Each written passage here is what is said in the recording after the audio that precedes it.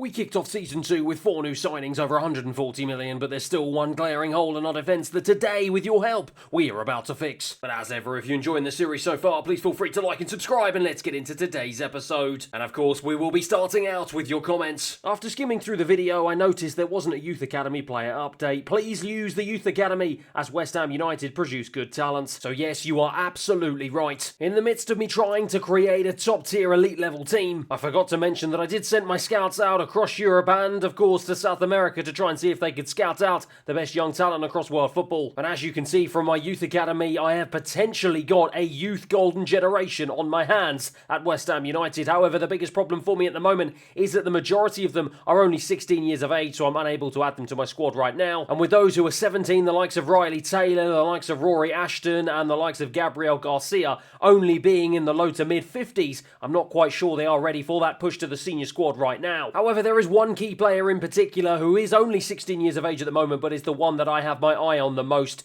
Mario Moya, the Argentinian who can play both on the left and right hand side of midfield, already an overall 66 rated, and look at the pace stats. He is really going to be some sort of electric talent, especially based off the fact that he's got 5-star skill move, 5-star weak foot, and high attacking and defensive work rate. The sky is the limit for the young man. However, I've got to be honest with you, developing young talent, bringing them through the Youth Academy and turning them into world-class superstars is something I have actually really struggled with ever since getting EFC 24. So I want to ask your help. How do you do things? How do you get your players to come through the Youth Academy and to truly fulfill their potential? Should I just add them to the senior squad and just let them see what they can do in a West Ham United shirt? Should I add them to the senior squad and then potentially look to loan them out? Or should I just keep them in the Youth Academy until they're at least about 18, 19 years of age, where they've got no choice but to come up to West Ham at hopefully at a better overall rating? Let me know down below what you think and what you think I should do with some of these young players, particularly those who are 17 years of age at the moment. Sorry to add to your transfer list, but I think Tassos Duvlikas would be a good realistic backup option up top for the big Swede, especially with Antonio Goat retiring at the end of the season. Other potential realistic future signings could be the likes of Trafford as a future first team choice over Areola, Morgan Gibbs-White or Kenneth Taylor for midfield depth, and Divine Wrench for central defence and right and left back cover as well. So firstly, absolutely no worries about adding to my transfer list. I really do appreciate all the suggestions that come through. Now, as you mentioned, the big Swede Victor Gyökeres is my number one striker at the club, with him being 84 rated and 26 years of age, entering his prime and joining on such a big fee last season. I'm hoping he is going to be the man that is going to lead us to glory in this career mode. However, whilst Michail Antonio was a pretty decent backup for him last season, as you can see, with him being 34 years of age, he's already gone down by 1 to 72 this season, and with him retiring at the end of the season, I do want to let him see out his contract, as he is a West Ham legend, but certainly in the summer of Season 3, I'm going to have to look for a replacement. Now, I've got to be honest, I hadn't really considered someone at Tassos Duvlikas. However, with him being 6'1" and seemingly having fantastic physical stats, he could well be a very good like-for-like replacement for the big Swede Victor Gyökeres. So let me see what my scout report has got to say for itself, and let's see potentially how much this man might cost me come the summer. Now, unfortunately, with the likes of Morgan Gibbs-White and Kenneth Taylor, it seems like you might just be one episode too late. With the departure of Lucas Paquetá and the arrival of Eze from Crystal Palace, I've kind of got that central attacking midfield position ticked off at the moment. Plus, with the arrival of Kiernan Dewsbury Hall from Leicester City to come in and fight for his spot in the centre of my midfield, alongside the veteran James Ward-Prowse, once again, central midfield is a spot that I'm pretty comfortable with at the moment. However, one very interesting suggestion is a potential replacement for this man, Alphonse Areola. With him being 80 rated, he's a pretty solid goalkeeper, it must be said, and with him being 31 years of age, he's very much in his prime. However, his performances last season were very much up and down. On some occasions, he saved us. On other occasions, he dropped some serious howlers. And whilst I think he is okay in goal for me at the moment this season, if I am going to take this team to the next level, it probably is another priority position that I'm going to have to fix in the next couple of transfer windows. Now, interestingly, James Trafford is a man who has been suggested to me by a few different people. Obviously, as you can see, I don't have a scout report back for him yet, so I can't exactly tell either how much he's going to be rated or how much potentially he might cost me. But with him just being 21 years of age and sticking to the theme of bringing in the best young English and British talent in the Premier League, he could well fit the ethos that I'm trying to implement here at West Ham United. And regarding the 21-year-old Dutchman Wrench, I don't really see him as a centre-back, I've got to be honest, in the Premier League, with him only being 5'10". However, as you say, he does have the versatility to play both on the right and the left side of defence. And whilst in the last episode I did solve the problems on the left side of my defence with Kieran Tierney's arrival, whilst I do think Milan van Ewig does have that something special and has the potential to develop into a world-class talent on the right side of my defence, you can also see that with the departure of Ben Johnson after his contract expired, he is the only senior right back at the club. club. However, with me already bringing in 4 huge transfers so far this summer, and obviously with centre-back being the position that is of a highest priority for me, with me only having 2 senior ones at the club, I don't want to rock the boat by bringing in too many new faces this window. However, if I can leave some spare change from this £120 million budget left over into January, maybe he might be someone I might be quite interested in taking a more serious look at when that transfer window opens in the second half of the season. And finally, this is just an idea, but when you turn Alvarez from a central defensive midfielder into a centre-back, he goes from 84 to 86. With him at centre-back, try and sign a central defensive midfielder who can do the job there instead. Now that's actually a really interesting point. As you can see, clearly the game is showing that he does have the versatility to play both in midfield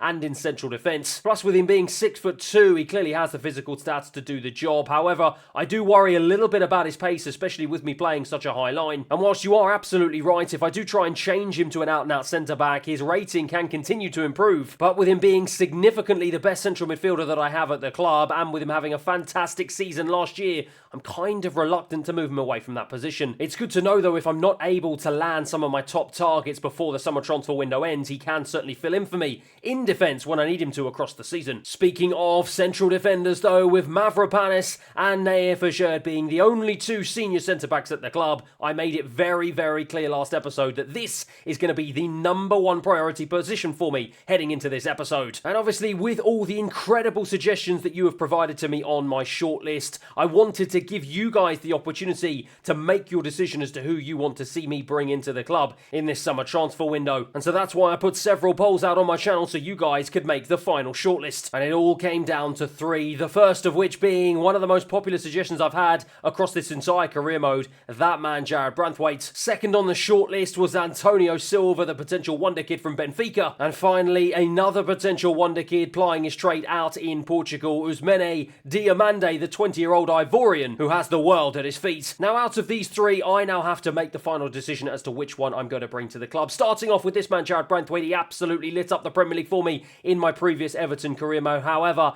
as I've said time after time after time, with him moving away from the Premier League to the Spanish giants Atletico Madrid, at this point in his career, would he really want to go back to West Ham United after playing Champions League football in Madrid? Now, next up, Antonio Silva, the 20-year-old, is already 81 rated and certainly would be the strongest central defender of the 3 suggestions. However, when I did look to Benfica to see whether or not they would be willing to sell him, they have made it abundantly clear he is far too important at the club and they have absolutely no plans whatsoever to allow me to buy the Portuguese wonder kid. And so with that in mind, that leaves me with one very clear frontrunner to potentially join West Ham United this summer. He's a man who's starting to make a name for himself out in Portugal with Sporting Lisbon and on the international stage, securing 5 caps to his name for his native country, Ivory Coast. He has the ability to play out from the back and drive his team forward. He's got fantastic physicality, vision and speed, but he's also got fantastic technical stats to boot. Yes, that is right. It is time to welcome the potential wonder kid, the 20-year-old Ousmane Diomande from Sporting Lisbon to West Ham United for a fee of £36.6 million. He's a man who is not only considered an exciting prospect, but someone so many of you wanted me to sign on this West Ham United career mode.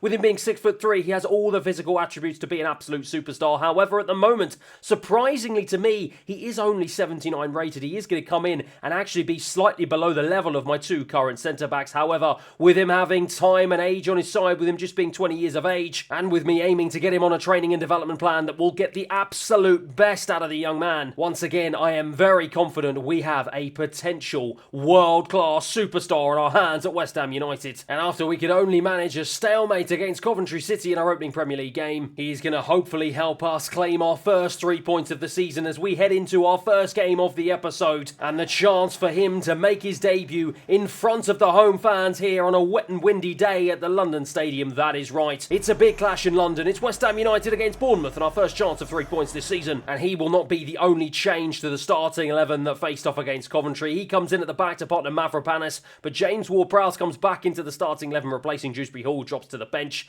As for in the attacking areas, Kudos starts on the left-hand side with Savio dropping to the bench. Eze and Jarrod Bowen will play behind the big man, Gyökeres up front. And it's Kelly now for Bournemouth. Gyökeres tried to track him down. He did a really, really good job of doing so. The big Swede coming all the way back. The deepest man on the pitch, showing exactly the sort of pressing that I want to see from every single man on the pitch here, as now Alvarez has the chance to bring this one away. Plays it down the line, looking for Kudos. isn't the best pass, it must be said. And now Bournemouth can try and bring it clear with Tyler Adams. Plays it into Mayoral, I think that's how you pronounce his name. Plays it over to the right-hand side to Smith. Smith back central into Favre again. Really nicely done by Bournemouth at the moment. What, just cutting my defence over. Mavropanos, though, is the man to head it clear. And it's Traore now for Bournemouth into the box. Traore drags it wide. It's a really, really bad shot. But oh my word, has Diomande gone and absolutely committed a cardinal sin on his debut? He's got his hands behind his back. It's a late challenge on Traore. I look to the skies. Has he gone and given away a penalty on his debut? Yes, he has. And it's an absolute calamity at the back.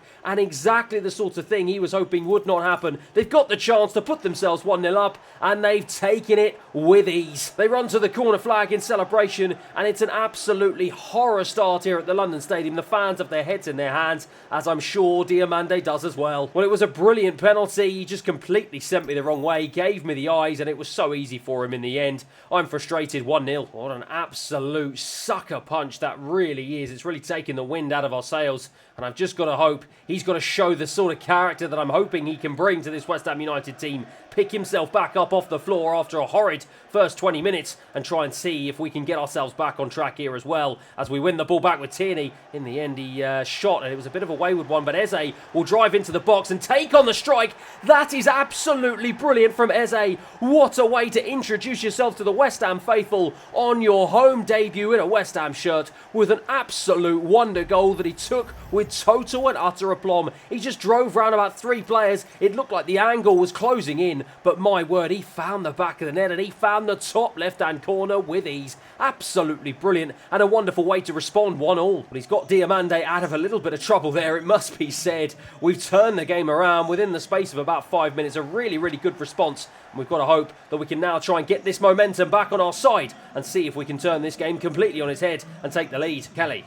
Oh, really good interception from Kudos. And Kudos now plays into Guy Okerez, and he's got the opportunity to score his first goal of the season. Good save, though, from the goalkeeper. Well, the big Swede, he's had a brilliant chance just now, and he had a really good chance at the back end of the first game of the season, neither of which he took. He's got to try and see if he can find his shooting boots and find them very quickly as Mavropanos tried to get on the loose ball, but he plays it out to James Ward-Prowse, who's now going to try and drive down this left-hand side. Can I try and cut it back? I do. Into the path of Bowen, who took that on the turn really nicely, and now he lines up a shot. What a save. And so it's going to be Jared Bowen, who once again is going to take our second corner of the game here, and now we really do have the bit between our teeth. Mavropanos with the header, but it's cleared away. But Bournemouth now are really living on the edge as we're starting to put the pressure on them. But just as I say that, they go and try and see if they can hit us on the counter-attack, but this time it's Van Awig. Oh my word, 2 of my defenders getting all over the shop there, almost losing it. Diomande has to quickly dribble away from the Bournemouth attacker, does a good job of doing so, and now Kudos has it. End-to-end stuff here at the London Stadium. Tierney into Jared Bowen, on his right, lines up a shot, it's blocked, another corner. Well, this game is really starting to catch fire. Both teams looking like they're going to score every single time they go forward. It's thrown in once again from James Ward-Prowse,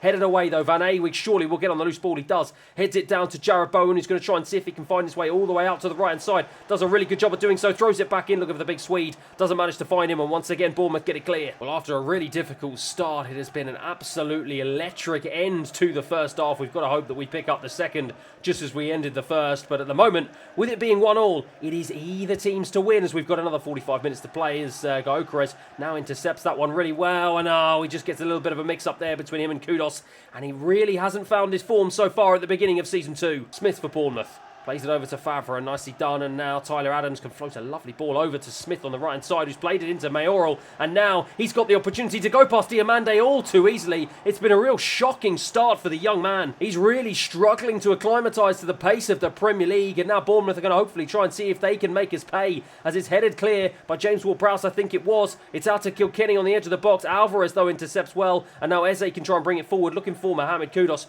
Kudos is going to try and see if he can float this one all the way over to Jared Bowen on the right-hand side. It isn't a good enough ball. Bournemouth bring it clear again. Alvarez wins it back in the centre of the park into Guy Okerez. He plays in Jared Bowen. Down the channel into the danger man. Eze, the goal scorer, brimming with confidence. Floated into the back post, looking for Kudos on his left. fires it against the goalkeeper. Oh my word, the defender ends up crashing against the post. Almost a calamity at the back for Bournemouth there. It's Favre once again for Bournemouth now. Once again, this is really starting to turn into an end-to-end game as Tierney, did a really good job of intercepting, and now James Ward-Prowse can bring it clear into Eze. Tried the one-touch pass down the line, but in the end we just get blocked off. It's a little bit too crowded in that Bournemouth final third as they bring it now out of defence with about 20 minutes remaining on the clock. James Ward-Prowse has won it in midfield, plays it into Eze. The big man with the strength to get away from a couple of challenges doesn't have the pace though to get away from a further two, and once again it's hacked clear by Bournemouth. Favre. Oh, lovely defence splitting pass down the right side into Smith, who's got acres of space here to run into. But Tierney showing the pace to get back, and that is a lovely crunching challenge. But frustratingly, it's too little too late, and yet again,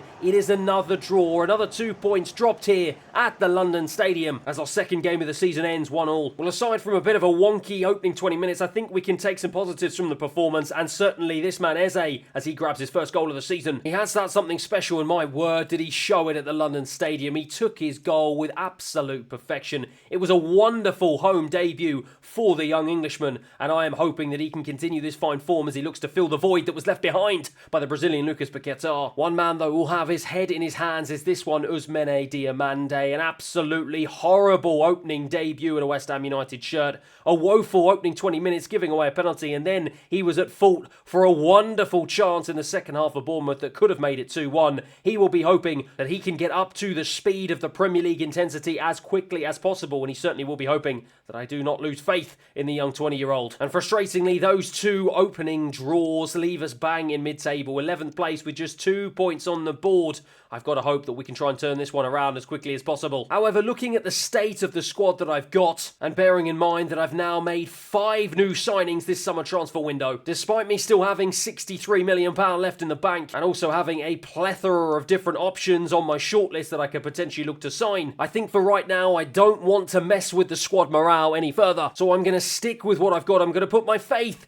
in these players and all my new signings to hopefully see if we can get ourselves back on track in the Premier League. And fortunately enough, we do get back to winning ways in an absolute rout away from home. 4-1 victory against Brighton. Gyökeres getting his first goal of the season, and Jarrod Bowen getting a hat-trick in what was a sensational performance all round. But the up and down form continues as we are brought crashing back down to earth. A really tough result to take. 2-0 loss at home to Aston Villa is not what we want. Fortunately enough, though, we do manage to get a much-needed 3 points back on the board, courtesy of a very late goal from Kudos in the 85th minute as we beat Brentford away from home 3-2. And I've got to be honest, whilst my squad is looking in better shape than it ever has before, I am completely of the opinion that all of these new signings are still having a little bit of difficulty gelling with each other so far. Whilst the Jarrod Bowen hat-trick puts him top of the goal-scoring charts, I think it does paper over the cracks of what has been a pretty disappointing start for him with 0 assists to his name, and whilst Eze has got 2 goals in 5 Premier League appearances, he'll be hoping for more as well. The man that I'm most concerned with, though, is this man, Victor Gyökeres. He's really struggled in the 2 games that I've played with him, and he's only got 1 goal and 1 assist so far in 5 games. With him being the main man in the squad and with him being 84 rated,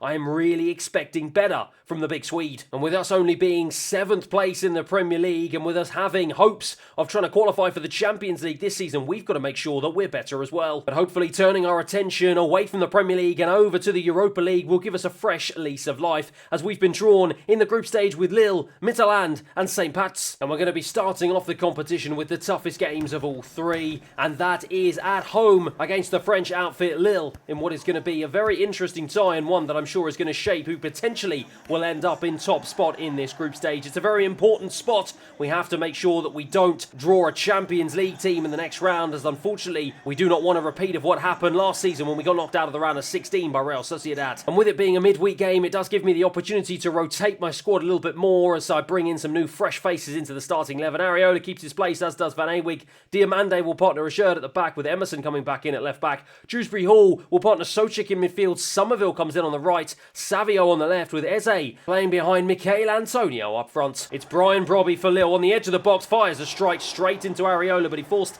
into a very smart stop. I know how well Brian Brobby gets on in this career mode, having lit up the Premier League for me with Everton, and he's looking to try and do the same thing here today with Lille. But they take the corner short, and they've got an opportunity to bring it forward, but Somerville manages to skip away from a couple of challenges, and now the young man can bring this one forward. And can he play a ball into Eze? He got the ball all wrong. The run was there, he just couldn't find it. Bentaleb now into Sabari. Miramon now for Lille. End-to-end stuff here in the opening 15 minutes. They get it back into the centre position. They play it down the line. Lovely little one-touch, reverse passing there between the two of them. And now Thiago out wide to Alvarado. Thiago has it again, but Emerson back in for Tierney on the left-hand side. Manages to wing it, and now Savio can show that lightning pace that he has down this left-hand side, but he's going to try and bring it central and see if he can fashion a shot, but instead just runs straight into the centre-back, Alexandro. He's got to do better in the final third. The man who I broke my transfer record to sign so far in this career mode really isn't showing that quality that I want to see from him. Bentaleb for Lille.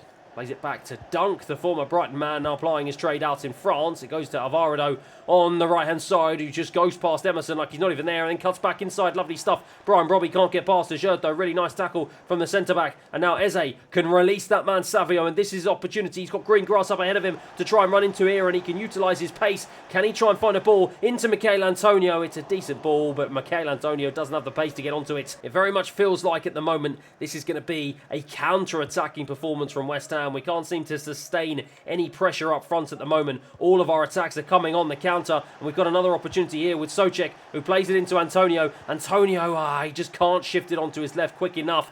Perhaps he is really starting to struggle with that 34 age gap as he enters the twilight period of his career. Into Alvarado. Oh my word, he's almost taken out. It was almost a rugby challenge from Emerson, but somehow the referee hasn't blown. Dewsbury Hall to bring it forward into Eze. Cuts it back to Dewsbury Hall. Lovely pass into Savio. And once again, the Brazilian has the chance to drift into the box here. Tries to play it across. Oh my word, we were inches away at the back post from Somerville getting on the end of it. But we've got a corner for our troubles instead. But at the beginning of the second half, my woes in front of goal continue. Only the one goal so far in played games for me this season.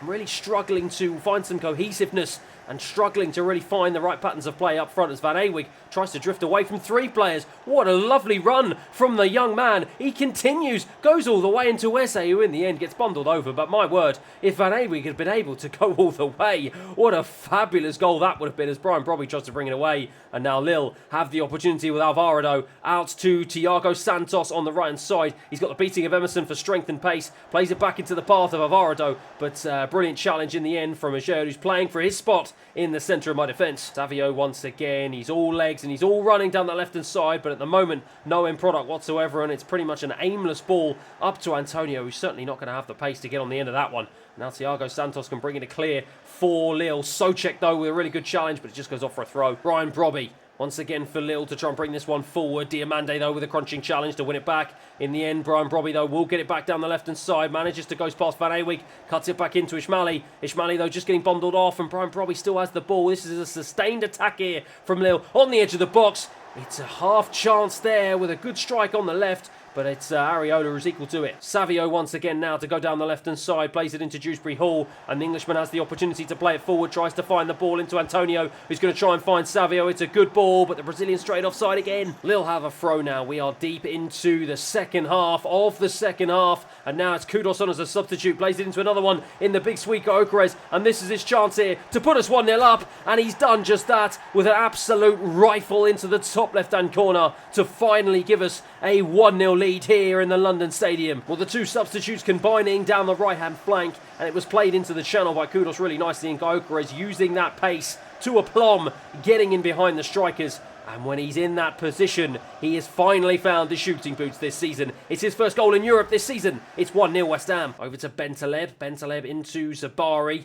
Lille going to try and see if they can peg us back immediately here as they regain possession and regain control of this game. But we've got about just over 5 minutes remaining on the clock as Souček wins it back in the centre of the park and now plays it into Kudos. Gyökeres now in the centre, plays it across on the left-hand side to Somerville, who switched. He just couldn't take the ball down. That would have been a fabulous counter-attack if it had come off. Alexandro trying to bring it away, but James Ward-Prowse wins it well again, and we've won it high up. And now it's Souček here, who doesn't have any options, so lines up the shot and in the end drags it wide. But it doesn't matter that he missed the chance because the referee has called time on what has been a very hard-fought victory, but a much-needed victory, it must be said. A fabulous way to kickstart our European campaign this season, and hopefully it will help the big man Victor Gyökeres get his shooting boots back on and get his confidence flowing once again as at full-time it finishes West Ham 1, Lille 0. And with us two teams being the two favourites to progress out of this group, it was a huge win that hopefully can put us in a commanding position to top the group. But even more importantly, it was a very important goal for this man, Victor Gyökeres. Only his second of the season so far, but I am hoping that will give him the confidence he needs to try and pick his form back up. One man, though, that I'm a little bit more concerned about is this man, Savio. Just 20 years of age, yes, but since joining as a record signing for over £50 million, he's struggling to find his feet. No goals, no assists in 5 appearances in all competitions so far, and as you can see from his performance rating in the 5 bracket, he is struggling to find his feet in a West Ham United shirt. Now, is it because this system isn't right for him? Is it because the instructions that I'm giving my wide players aren't suited to him? Or do I just need to give him more game time so hopefully he can play himself into some form? Let me know down below in the comments what you think. However, once again, it's time to get back to the football, and my word, we are about to end this episode with an absolutely titanic clash once again back at the London Stadium, as it is time not only to welcome the fans, but to welcome Chelsea, as we're going to be facing off for a huge game in London against our rivals from the other side. And as you can see, it is a return to my usual, my strongest starting 11, but as you can also see, I am really struggling in defence with a little bit of fatigue, and it just goes to show the lack of options I've got on the right hand side of my defence. Azure does come back in place of Diamande, who's even more fatigued than him, and as for Van Awig, well, I've got no one else to replace him on the right hand side. However, I've just got to hope that that does not have a huge impact as this game progresses, as we are about to face off against what is going to be our biggest challenge of the season so far, a Chelsea team that are resurgent now in this career mode under Pochettino, and they'll be looking to hopefully continue their fine form here in their first big game of the season, as Eze now has it in a dangerous spot, plays it forward, it's a wonderful ball into Gyökeres, who's managed to stay on side, and he forces Sanchez into a big early save. Well, my word, I thought we were going to take an early lead there, but once again, Gyökeres unable to find the back of the net. It's thrown in from James Ward-Prowse. Eze gets on the loose ball, and James Ward-Prowse will have another chance to throw it back in, this time looking for Kudos, but it only falls to Assured. The centre-back lines up a shot, it bounces around, to Alvarez, who drives down the left-hand side, but Gusto's got the beating of him. Enzo Fernandez now to bring it away, and can Mavropanos get there ahead of him? No, he can't. Lovely stuff from the Argentinian, but it's a wasteful ball in the end, and it's easy for us to collect. Mavropanos now into Alvarez. End-to-end start here in the opening 15 minutes. Kudos now down the left-hand side. He's got the pace here, and he's got no one challenging him. Kudos is just going to try and burst into the box. Look for the cutback into Eze. It's blocked off, though. Chelsea just putting every single man inside the box to try and do what they can. It's Maatsen. Manages to wriggle away from the challenge of Jared Bowen, and now plays it into Pellegrini. He's got the opportunity now to try and drive forward. James Ward-Prowse, though, comes across with a wonderful block. He is doing everything he can to try and keep his place in the starting 11 since the arrival of Dewsbury Hall. Gyökeres, though, is now going to try and go one-on-one with Fofana, but doesn't have any options up ahead of him, so checks back to Jared Bowen, twisting around, trying to find some sort of player here. Eze, lovely ball around the corner, but Badiashile run it well, and in the end, Caicedo just about manages to get it, and he gets it back from Enzo Fernandez. End-to-end stuff here. Pellegrini now for Chelsea. They bring it forward. That's a lovely pass into Broja, as Broja got the beating of Assured for pace. No, he doesn't, but he does have the trickery, and then drags his shot wide. Mudryk now into Enzo Fernandez. Pellegrini in the opening 30 minutes. Both teams have had opportunities to score, but it's been a pretty lacklustre display from the attacking players, it must be said so far, and that is evidence of that, as it's a really soft one to give away. And now Eze plays it around the corner into Kudos, and now Gyökeres is on his bike, and it's a wonderful ball down the channel into the big Swede, and he's got the opportunity to get into the box. He's got the opportunity to strike once again, and this time, at the second time of asking, he does find the back of the net, and look at him run, look at him celebrate with the rest of the West Ham players. It's a huge goal that the fans go absolutely wild over, and yet again, it's an absolutely electric counter-attack. It's a wonderful ball into the channel, and Gyökeres just peeling off the defenders. That's the pace to get away, and he just looped it over the goalkeeper. A wonderful finish, and that confidence from getting the goal in the Europa League is clearly doing him wonders. 1-0 West Ham United. Passed over to Gyökeres, and oh my word, Caicedo with a crunching challenge from behind him.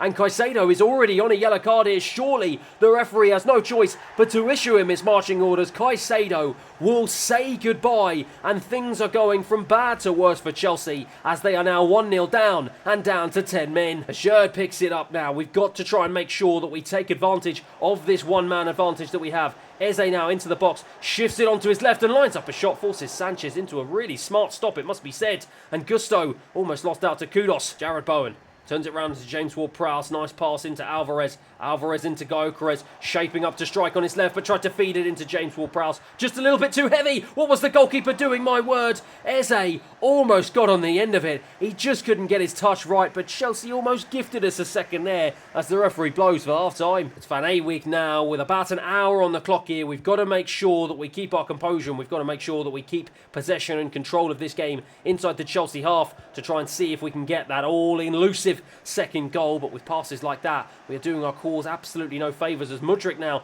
tries to go past a couple of players, is taken out in the end by Mavropanos, and Chelsea have a free kick in a dangerous area. But it's going to be Enzo Fernandez who's going to take it, and surely he's just going to try and float this one in the box. He does. It's Emerson on as a substitute, heads it clear out to Jared Bowen, who can't get on the second ball. Mudryk, though, blocked off by Emerson once again. Almost. We were almost clean through there. I thought we'd made the interception, but in the end, Chelsea just wriggle away from trouble, and James Ward-Prowse does enough to get the block on, and Emerson can bring the ball clear. And Emerson now will continue his run down this right-hand side here. The left-back playing on the right-hand side in the absence of someone in place of Michael Van Awig, as Pellegrini now manages to just drift away from Alvarez really nicely. Emerson comes across. He doesn't do enough to challenge. It's a good strike, and it's an even better save from Areola. But we have got to keep our composure here. It's only 1-0. We've got to make sure we don't throw this game away. Emerson into Jared Bowen, into Diomande, who's also come on as a substitute for his first opportunity to play a London derby. James Ward-Prowse now has it, and he's going to try and play it out to the left-hand side to Savio, another substitute. He turns it around the corner into Tierney.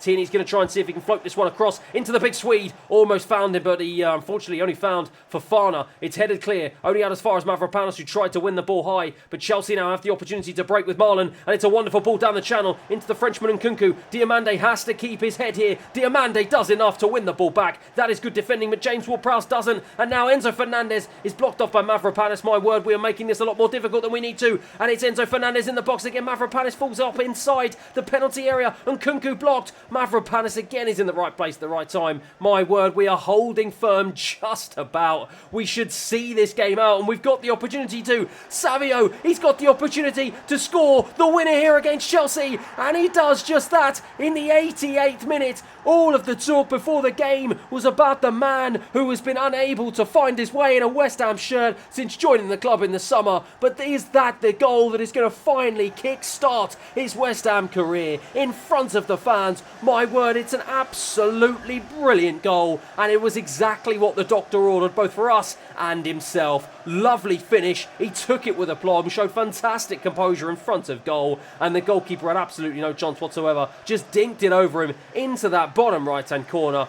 Absolutely beautiful. It's 2-0. And that is all she wrote as far as the referee is concerned, as he brings an end to what has been an absolutely fascinating encounter here in the capital. That man Savio scoring his first goal in a West Ham shirt and helping us along to a famous 2-0 victory against our arch-rivals Chelsea. It's a huge goal for the young Brazilian, and I'm absolutely delighted for him. But it's also a huge goal for us, as it helps us back into the Europa League spot and just now 1 point away from Newcastle United in 4th place. And it also brings an end to what has been a fascinating episode here today. But that is that. Thank you everyone for watching. I really appreciate your comments, your subscriptions. Keep your suggestions coming. I really do appreciate it. And hopefully I'll see you again next time.